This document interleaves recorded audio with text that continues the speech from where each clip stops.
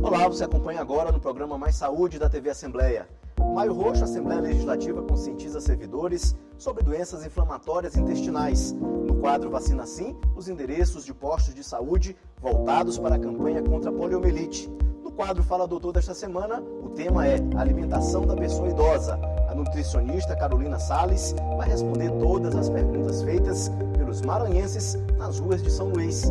E mais, Maternidade de Alta Complexidade do Maranhão reforça a campanha solidária para incentivar a doação de leite e frascos. E ainda, uma entrevista no estúdio com a psicóloga Camila Silva sobre saúde mental. Eu sou Ismael Gama e o programa Mais Saúde está no ar.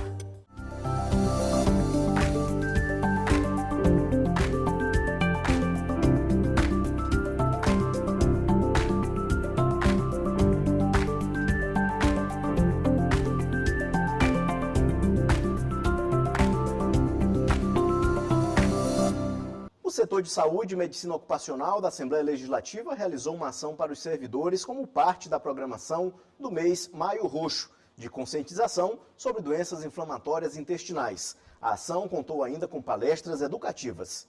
A ação Maio Roxo Alema contou com palestras educativas. O objetivo é conscientizar os servidores da Casa do Povo sobre os perigos das doenças inflamatórias intestinais. É muito importante para os nossos servidores esse cuidado da nossa diretoria de saúde, que é ter uma atenção com o Maio Roxo, o cuidado com as doenças intestinais e ter o nosso servidor participando, atuando e vendo de perto o quanto é importante esse cuidado nos estimula cada vez mais a cuidar e atender os nossos servidores de forma melhor. Durante o evento, realizado no auditório Gervásio Santos, os gastroenterologistas chamaram a atenção para a importância do diagnóstico precoce das doenças inflamatórias intestinais e o tratamento correto para a melhoria da qualidade de vida dos pacientes. As doenças inflamatórias intestinais são representadas por duas principais entidades, a doença de Crohn e a retocolite ulcerativa. São doenças crônicas, sem cura, mas que têm tratamento. E o importante é que a gente conscientize a população e os profissionais de saúde acerca da existência dessas doenças e da necessidade do diagnóstico precoce para que o tratamento seja iniciado também o mais precocemente possível. Pensar na doença inflamatória é importante na tentativa da gente chegar mais cedo ao diagnóstico e obter um tratamento mais efetivo. A diretora adjunta de Saúde e Medicina Ocupacional da Alema, Jaciara Borges, lembrou que o setor médico está de portas abertas para receber os servidores que suspeitem dos sintomas. É importante lembrar também que no setor médico nós temos vários especialistas, nós temos 3 especialistas em 3 gastros, na verdade, e todos estão lá disponíveis, consultas médicas, exames, até mesmo no intuito de direcionar esse paciente que seja portador de alguma doença inflamatória intestinal que porventura até nem saiba. Os servidores agradeceram a oportunidade de participar da manhã de aprendizado sobre saúde e atentaram para o alerta sobre as doenças autoinflamatórias do intestino. A Assembleia tendo essa atitude através do setor de saúde ocupacional, trazendo pessoas competentes, com gabarito, com estudo, para ministrar isso para nós servidores, é de fundamental importância. Por quê? Porque aí estaremos atentos aos sinais que apresentam essas doenças. No quadro Vacina Sim, você acompanha agora os locais para aplicação da vacina contra a poliomielite.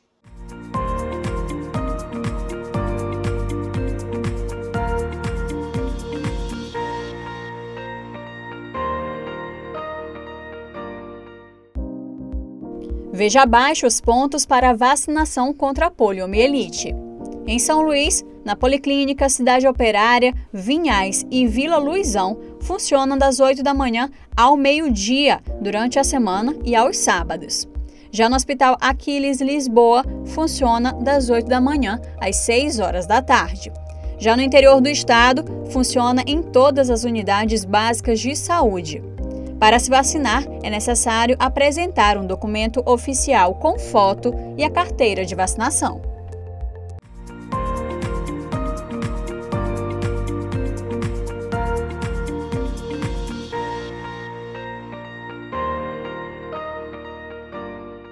No quadro Fala Doutor desta semana, vamos falar sobre os principais cuidados que devemos ter com a alimentação da pessoa idosa. E quem vai nos responder é a nutricionista Carolina Salles. Acompanhe.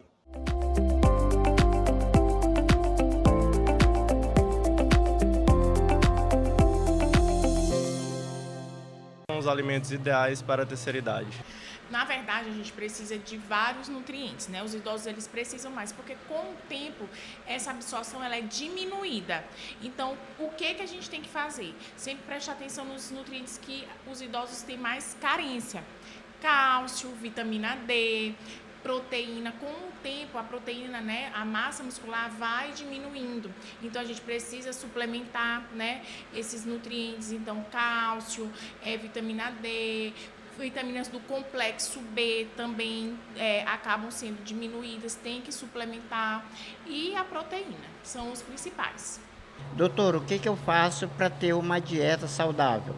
Como garantir? Dando uma boa alimentação, né? Então, é o básico, né? Que é a alimentação de verdade. Eu sempre digo assim, gente, não precisa fazer grandes coisas. O simples, o básico, funciona.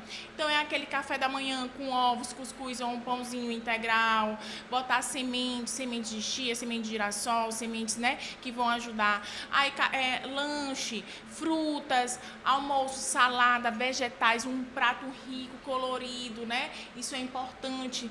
Proteína, né? Aumentar a quantidade proteica, diminuir esse carboidrato desse idoso, né? Botar mais proteína justamente pela essa questão da absorção. Então, a gente tem que melhorar esse perfil através da alimentação. Então, o alimento, quanto mais ele for saudável, mais natural, comida de verdade, melhor para esse idoso, que ele vai ter uma melhor absorção e vai ter mais nutrientes dentro dessa alimentação. Quero saber como é que eu faço para lidar com a situação da minha avó, que ela tem perda de apetite, tem falta de paladar, e aí como é que faz para lidar com esse tipo de situação? É verdade, até porque alguns idosos eles vão perdendo também as papilas gustativas, né, com o passar do tempo.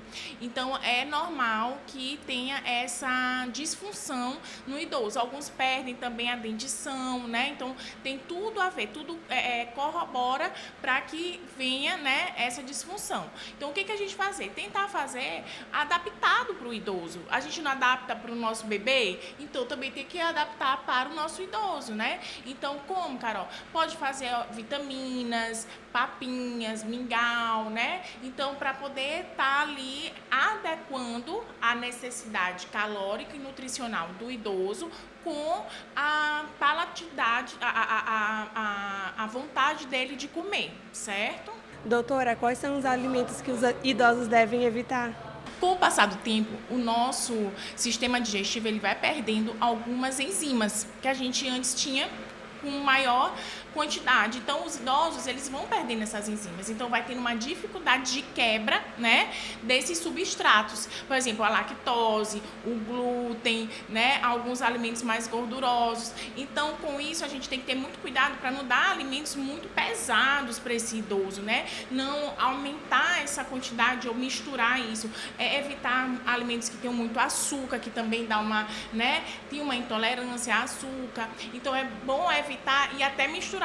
Não dá café da manhã, aí você dá leite com queijo, com uma comida gordurosa, né? Almoço, aquele almoço pesado, né? Mocotó, feijoada, né? E depois dá de sobremesa um pudim. Um idoso não tem mais um sistema digestivo que vai conseguir digerir bem esses alimentos, tá? Então a gente tem que ter cuidado de noite, né? Dar alimentos, uma comida muito pesada para esse idoso, porque já ele vai dormir, então ele não vai ter essa digestibilidade boa, é uma digestibilidade mais lenta. Então você tem que dar alimentos bons, porque geralmente quando a gente vai ficando idoso, a gente vai perdendo essas enzimas e a nossa digestão vai sendo diminuída.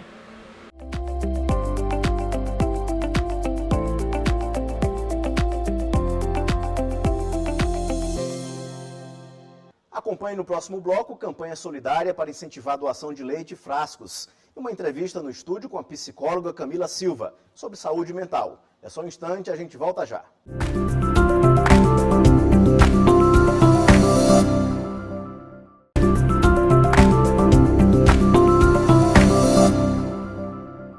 Essencial para a alimentação, o leite materno é considerado padrão ouro devido ao alto nível nutricional. Pensando nisso, é que a maternidade de alta complexidade do Maranhão, em São Luís, continua com a campanha de doação de leite e também de frascos.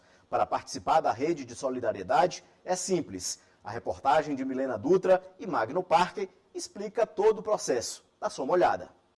O leite que Deusiane está coletando não é para o bebê dela, não. O pequeno Benjamin tem de sobra. E a mamãe está enchendo o frasco para doar leite materno a outros bebês que tanto precisam. Me sinto feliz, né, de vir doar e ver que o meu bebê não está dando conta, né? E sensibilizar outras mães, né, para doar o quanto é importante para outras mães que não podem dar leite para os seus bebês. Cada frasco desse é valioso. Daquele segue para o teste de qualidade e, se estiver tudo ok, vai para a pasteurização. E depois para a alimentação de bebês prematuros da maternidade de alta complexidade do estado. O desafio é incentivar as mamães a doarem cada vez mais. E também conseguir recolher recipientes de vidro adequados para o armazenamento do leite. Por isso, o hospital também lançou a campanha de doação de frascos. A gente pede quem esteja nos vendo, né, vendo essa matéria, que faça a doação dos frascos, porque a gente sabe que muitas pessoas usam café e acabam levando para o lixo. Então, faça a doação. Se não quiser vir deixar aqui na maternidade, pode ligar para o telefone do banco de leite, que a gente vai até o domicílio recolher os frascos que a pessoa tiver. A campanha acontece de forma interna, nos leitos onde as mamães estão com bebês recém-nascidos, e é aberta também ao público externo. Um simples frasco de café como este, depois de doado, higienizado e com leite materno, ajuda a alimentar até 10 crianças prematuras por dia. É um simples frasco de café que, com leite materno, este líquido tão precioso ajuda a salvar vidas. De frasco de café, realmente, isso aqui é vida, né? Porque sem os frasquinhos a gente não pode armazenar esse leite, que é muito importante para os nossos bebês prematuros. Então, o leite humano salva a vida e o frasquinho também salva vidas. Os recipientes como este, de vidro e com tampa de plástico, podem ser entregues na maternidade, ou uma equipe própria do hospital pode fazer a coleta na casa do doador. Para isso, basta ligar para o número 989-9213-6886, informar o horário e o local. Para quem, além do frasco, tem o leite materno, Deusiane deixa uma mensagem especial. É importante ajudar a salvar a vida dos bebês. Sensibilizar-se, né, no momento, o quanto é importante vir doar, né? Algumas mães que às vezes tiram os leites, né, descartam, mas é precioso, né, o quanto é importante para outros bebês, as mães que não podem, né, no momento. No programa de hoje, a nossa entrevistada é a psicóloga Camila Silva. Ela vai falar sobre saúde mental. Seja bem-vinda ao nosso programa, Camila. Muito obrigada, prazer estar aqui. Camila, como é que partiu essa ideia de cursar psicologia? Como é que se transformou em profissão na sua situação? Bom, Ismael, para mim foi de uma forma muito inusitada, né? Eu não tinha pensado ainda na psicologia, tinha pensado no jornalismo, tinha pensado no direito, sabia que tinha a ver com a área de humanas, né? Mas ao procurar ali numa enciclopédia na época em casa, eu acabei achando a definição da profissão e fiquei encantada. A partir dali eu não tive dúvidas de que era isso que eu queria fazer, né? Tratar questões de comportamento, de transtornos, entender, né, o funcionamento humano. Então me encantei a partir dali.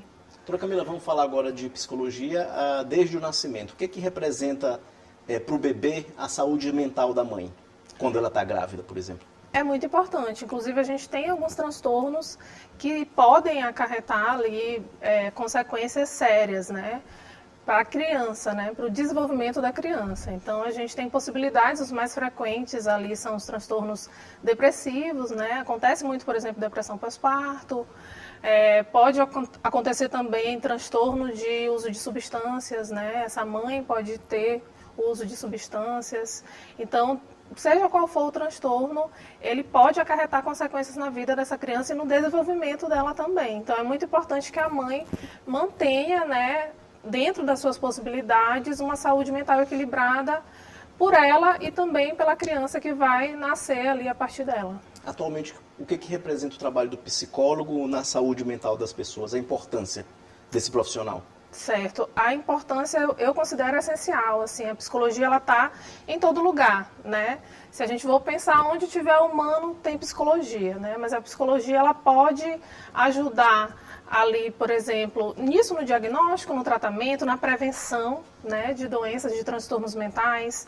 Ela ajuda também, por exemplo, dentro de empresas, né, no trabalho, no relacionamento interpessoal. É bem abrangente, né? É bem abrangente. A gente tem a psicologia mental, a gente tem a psicologia hospitalar, a gente tem a clínica, a gente tem a psicologia jurídica, a psicologia escolar, então a gente tem corporativa e organizacional, então a gente tem um mesclado de possibilidades e a psicologia está presente, né, no dia a dia de todos nós, assim, e hoje em dia eu acredito que ela vem tomando cada vez mais espaço também, mais reconhecimento. Antes de começar, a gente estava conversando sobre ansiedade, que tem sido muito presente na vida de muita gente, né?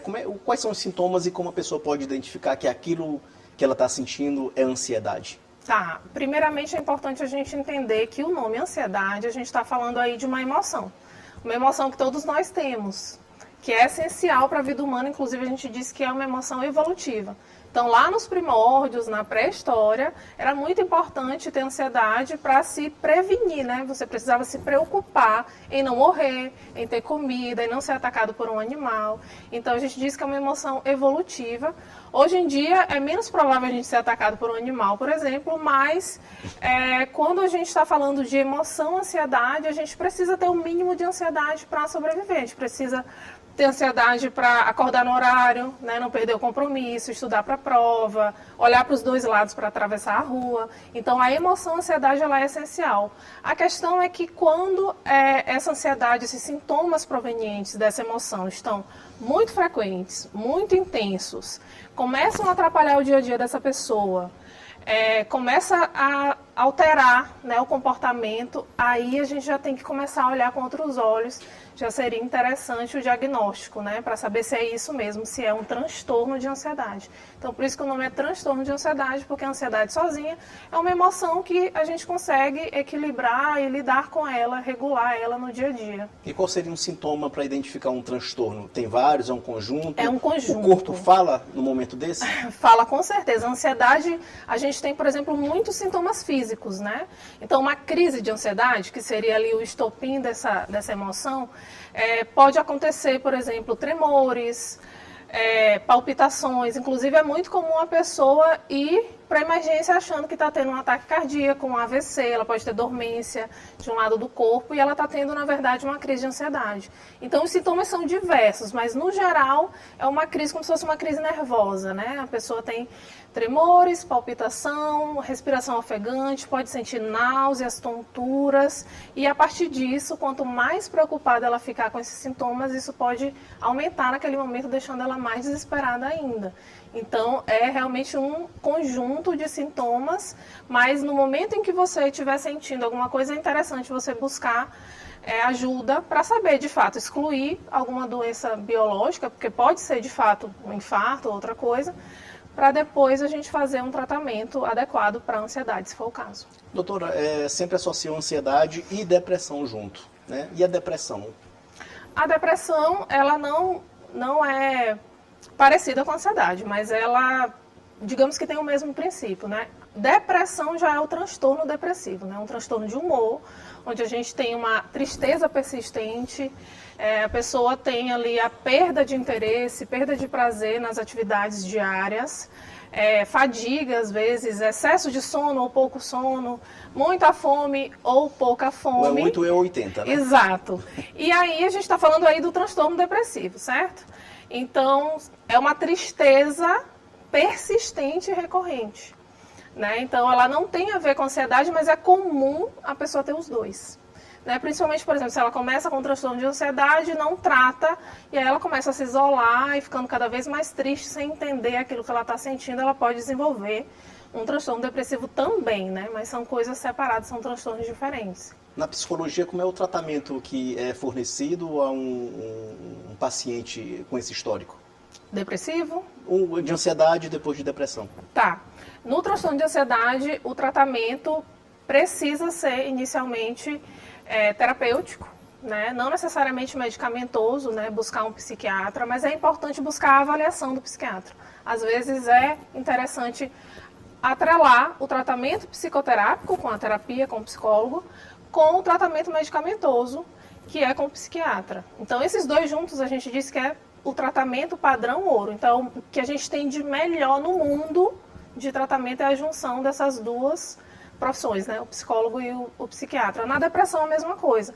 Então, dentro do processo terapêutico, a gente vai trabalhar a questão dos pensamentos, né? Das emoções, ajudar esse paciente a enfrentar problemas ali, a lidar com problemas, pensar em resolução, buscar também adquirir hábitos, caso ele não tenha, adquirir hábitos anti-ansiedade ou antidepressivo, que são hábitos saudáveis. Então, a gente faz todo esse trabalho de acompanhar mesmo esse paciente, tanto que o tratamento psicoterápico, né, na psicologia, ele é semanal no início, né, porque a gente precisa estar acompanhando aquele paciente, a evolução dele. E aí a medicação pode entrar aí associada à terapia. Doutor, em relação à saúde mental infantil, o que tem sido mais recorrente nos seus atendimentos, por exemplo? A saúde mental infantil também é muito afetada pela ansiedade atualmente, mas também tem acontecido bastante a identificação de transtorno do neurodesenvolvimento, né? Então, o TDAH, que é muito comum, muita gente conhece, a gente até diz que é um transtorno que entra na moda aí de vez em quando, mas acontece bastante. Dificuldade de aprendizagem no geral, aparece muito na realidade infantil, questões comportamentais mesmo de lidar com as emoções, então lidar com a raiva, lidar com frustração. E atualmente a gente não pode excluir também a questão da tecnologia, né? Às vezes pode acontecer da criança estar mais dependente de tecnologia, de celular, de telas no geral. E isso pode trazer alguns prejuízos até no desenvolvimento dela, né? Desenvolvimento da fala, do raciocínio, dependendo da idade quando foi inserida essa tecnologia e da intensidade que isso é inserido, né? Pode causar prejuízo também. Então, geralmente é o que aparece na clínica. Em relação ao uso de telas, o que é recomendado atualmente pela Organização Mundial de Saúde para a criança ter acesso a esses instrumentos de tecnologia? Geralmente eles não recomendam que seja feito antes dos 2 anos. E a partir dos 2 anos que tenha a limitação, assim, não lembro exatamente a quantidade, mas eu acredito que era 20 minutos no máximo a partir de 2 anos. Então, é pouco. E muitos pais extrapolam, né? Muitos extrapolam, até por questões mesmo de dia a dia, de cotidiano, de achar que a criança está vendo um desenho educativo e que vai fazer bem, mas não necessariamente. Às vezes o excesso de estímulo pode não ser tão saudável para essa criança nas telas, né? Doutora, no ambiente corporativo muito se fala em burnout. Como é que o trabalhador pode identificar esse problema?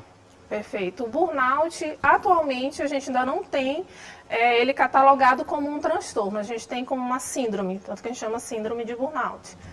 Essa síndrome geralmente é caracterizada por uma série de sinais e sintomas que seriam basicamente quais? Exaustão, pensamentos e comportamentos negativos atrelados ao trabalho. Então, aquela pessoa que começa a entrar em desespero quando chega o domingo, caso ela trabalhe na segunda-feira, ela pode começar a ter crises de ansiedade associada ao pensamento de ir ao trabalho. Ela pode também, inclusive, estar sofrendo algum tipo de situação dentro desse trabalho, algum tipo de estresse específico, algum tipo de assédio moral ou não, tá? Não necessariamente tem a ver. Mas, geralmente, essa pessoa está com sentimentos, pensamentos e comportamentos negativos associados àquele trabalho.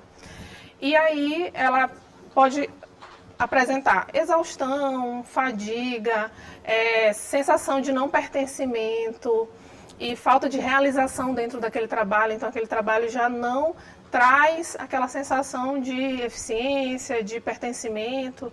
Então, é realmente uma síndrome que a gente tem que ficar de olho, inclusive já é considerada até possibilidade de entrar aí com o INSS. Benefício previdenciário. Benefício, exatamente. Benefício por incapacidade temporária. Exatamente. E tem sido muito recorrente, né? As pessoas... Muito, muito recorrente. Eu acredito também que, por exemplo, depois da pandemia, a gente teve aí o aumento durante ali e depois a gente teve o aumento, por exemplo, do trabalho remoto. E aí muitos relatos foram aparecendo de pessoas que, inclusive, entravam nesse processo de exaustão, né, de fadiga excessiva relacionada ao trabalho, porque o remoto, às vezes, pode parecer que é menos trabalho, mas acaba sendo muito mais. né? O celular não para, está em casa, então pode acabar acontecendo comportamentos excessivos, assim, de trabalho excessivo. Isso pode trazer essa exaustão, que aí pode estar associada ao burnout. E nesse cenário de pós-pandemia, como é que foi o trabalho do psicólogo? Ele teve alteração com a tecnologia também, até por conta desses atendimentos online? Como é que ficou o trabalho de vocês? Nossa, durante a pandemia, por exemplo, no meu caso, só depois, né, por conta da pandemia, que eu comecei os trabalhos online, né? Já era permitido pelo nosso conselho de psicologia, mas eu ainda não tinha nem entrado nessa seara. Mas a partir disso começaram a ser, principalmente ali durante o lockdown, era exigido, né?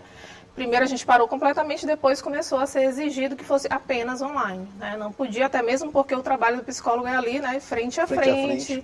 E com várias pessoas, então o risco aumentava, a gente entrava ali como profissional da saúde mesmo, então a gente ganhou o privilégio ali no começo das vacinas e tudo mais, então a gente teve grande alteração, mas ao mesmo tempo abriu-se, né, possibilidades, né? Hoje em dia, por exemplo, eu posso atender, por conta, né, de ter iniciado o processo do atendimento online na pandemia, eu posso atender pessoas do mundo inteiro, inclusive tem pacientes de outros países, brasileiros, mas que moram em outros países, pessoas de outros estados, mas foi assim um momento exaustivo, né? Porque por exemplo, os profissionais da saúde, no geral, não só o psicólogo, mas tiveram muita demanda. Era muita demanda, muita gente desesperada com aquele contexto que não era algo comum para a gente, né? Nunca, no nosso século, a gente tinha passado por isso.